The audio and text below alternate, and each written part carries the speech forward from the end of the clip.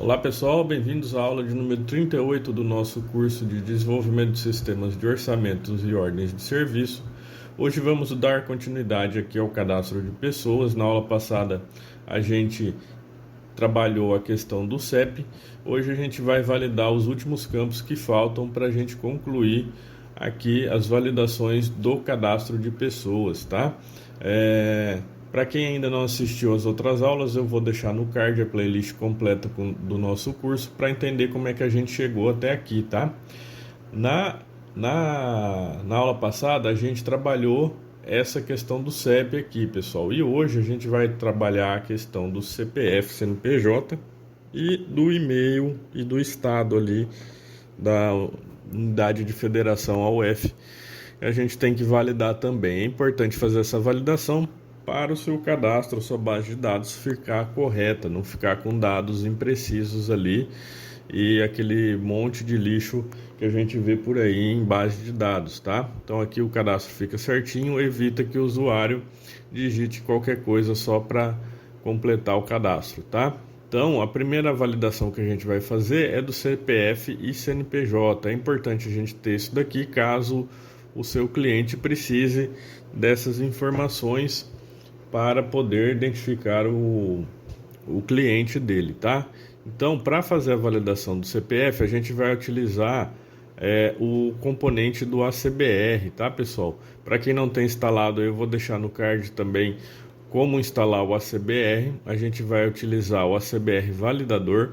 Eu estou removendo aqui o código onExit, a referência onExit de alguns campos, porque quando eu coloquei esses campos aqui, foi Ctrl+C, Ctrl+V de outros edits que já tinha na tela. Então, eu eliminei a referência e aqui no exit do CPF CNPJ a gente vai fazer a validação do número do documento digitado, tá? Primeira coisa que a gente tem que fazer é remover os espaços do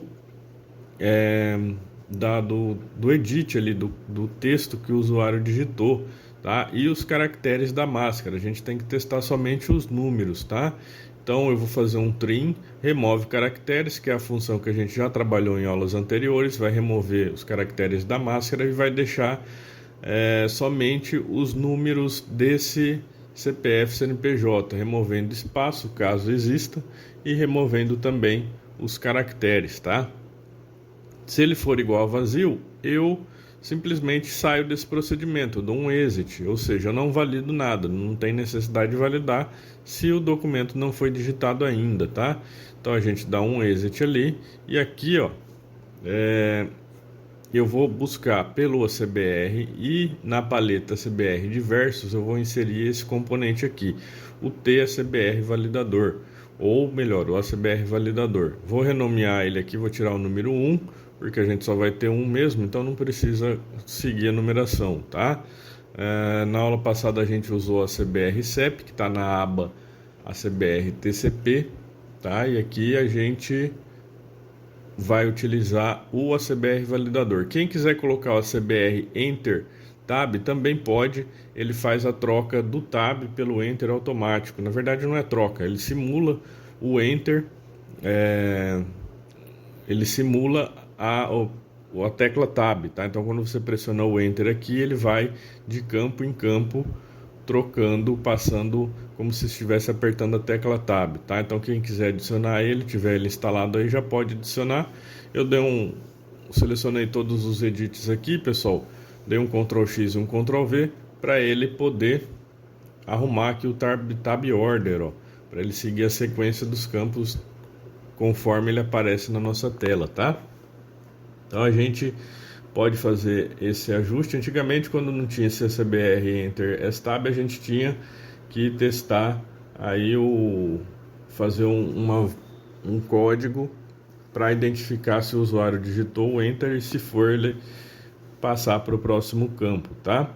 Então aqui no ACBR validador a gente tem vários tipos de documentos que podem ser testados, tanto o CEP que a gente fez na aula passada, só que aqui ele não busca automático, ele só valida para ver se o CEP digitado é um CEP válido, tá? Então vocês podem utilizar qualquer um desses tipos de documento aí para fazer validação nos seus sistemas. É muito útil, é muito fácil. Eu já fiz aqui vídeo sobre isso e aqui a gente vai refazer esse vídeo com novas dicas, tá? Então aqui a primeira coisa, depois de fazer a verificação se está vazio, a gente tem que atribuir ao componente ACBR validador os campos, as propriedades necessárias para poder testar se é CPF ou se é CNPJ válido, tá? Então, para isso eu preciso fazer um if e verificar se a pessoa física estiver checada, se o rádio button ali de pessoa física tivesse checada, o ACBR validador tipo do documento vai receber o DOC CPF, tá? Esse é um tipo de dado que essa propriedade necessita para poder executar a validação. DOC e o nome do documento que você está validando. Se não for física checado, então ele é o RB jurídico. Então eu vou testar se é um CNPJ válido. Então o tipo de DOC vira DOC CNPJ, tá? Aqui faltou um ponto e vírgula e aqui eu costumo fazer o teste novamente, tá? Para quem não gosta, não precisa, o Elcio dá conta aqui, mas eu gosto de deixar dessa forma para ficar mais claro o que está fazendo, porque depois que você passar um tempo e precisar da manutenção no código, fica muito mais fácil de entender o que ele está sendo testado aqui. Depois disso, eu atribuo o valor do documento que deve ser testado. Então, primeiramente eu defini que tipo que eu quero testar e agora eu vou definir o valor do documento que foi digitado. Então eu vou usar a propriedade documento do ACBR validador, ela vai receber o conteúdo do edit CPF CNPJ.text, tá? Então edt CPF CNPJ.text vai ser passado para a propriedade documento do ACBR validador. E aí basta eu chamar a função que executa essa validação automaticamente, tá? E ela retorna true ou falso. Então eu vou testar aqui. Se ela não validar, ou seja, se o ACBR validador.validar me retornar falso, então significa que o número digitado não é um número válido. Então eu preciso dar essa mensagem para o usuário de que o número digitado é um número inválido. Então eu vou pegar aqui, ó, e vou já copiar uma mensagem. A gente tem o padrão já aqui no nosso sistema, então eu chamo a função de criar mensagem, que cria a janela de mensagem automaticamente, tá? E aí eu preciso, depois de dar a mensagem, eu preciso focar aqui no campo para o usuário poder digitar ele corretamente. Eu tenho que travar para ele não poder passar com um número inválido. Então eu vou colocar um set focus, só que antes eu testo para ver se o page control ali, o tab sheet, perdão, do page control, se ele está posicionado na aba correta, na aba que se encontra o edit do CPF CNPJ, porque senão ele vai dar um erro ali de cannot focus a disable or invisible window, tá? Então eu testo aqui, ó, se o PGC pessoas active page index for diferente de 0, eu mando ele abrir a página que está o CPF CNPJ. E aí sim eu posso dar um set focus aqui para evitar problemas, tá? Então dessa forma ele deu o erro para o usuário, posicionou na página correta e voltou o foco para o edit que está com o valor errado, tá? Isso acontece caso eu tenha digitado o valor e antes de sair do campo EDT CPF CNPJ eu clico na outra aba do Page Control, então ele muda e aí ele precisa voltar, tá? E aqui no fim eu dou um abort para ele não executar mais nada. Para quem não gostar do abort, o abort ele pode causar uma exceção dentro do try exception ali, pode usar o exit também, tá, pessoal? Fiquem à vontade aí, não tem problema. Depois de validado o CNPJ e CPF, a gente vai usar essa mesma lógica para validar tanto o e-mail quanto a unidade de federação, ou seja, o estado, para evitar que o usuário digite estados que não existam, tá? Vamos compilar aqui primeiramente para ver se deu certo antes de dar um Ctrl+C, Ctrl+V nesse código, tá? Então eu vou abrir aqui o formulário cadastro de pessoas, vou digitar um CPF inválido e ele vai me dar a mensagem que o número do documento é inválido, tá? Se eu digitar um CNPJ, marcar aqui como pessoa jurídica e digitar um CNPJ qualquer aqui, fictício, ele vai mostrar também que o número está errado, tá? Então, dessa forma, a gente faz a validação do CPF CNPJ. Então, a gente já pode copiar esse código aqui e fazer a validação do e-mail. O celular e o telefone fixo, pessoal, a gente mantém do jeito que tá, e aqui no OnExit do e-mail a gente cria uma função, um procedimento no OnExit, copiando o código de saída de exit do CPF CNPJ e cola ele aqui, e basta modificar os campos necessários aqui, ó. Primeiramente é o EDT e-mail, tá? Eu não posso usar o remove caractere, porque tem o arroba ali e o ponto, ele não pode utilizar, tá? Eu vou verificar se ele é vazio. Se for vazio, eu não executo a validação. Esse teste de física e jurídica eu posso arrancar.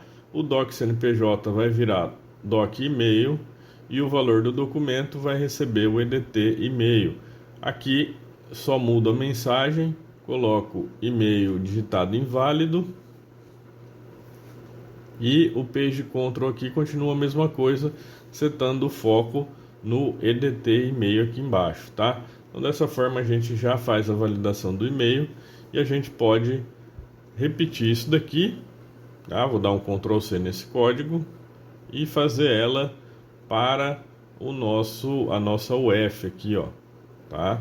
A UF deixa eu só posicionar aqui. A UF também está com exit do celular, ó, porque eu copiei o campo do celular ali quando eu estava montando esse formulário, tá? Então vamos tirar, tem que tomar cuidado com isso, tá, pessoal? Ctrl C, Ctrl V, pode carregar procedimentos ali escondidos que a gente esquece de tirar na primeira, na hora que cola, que copia e cola, tá?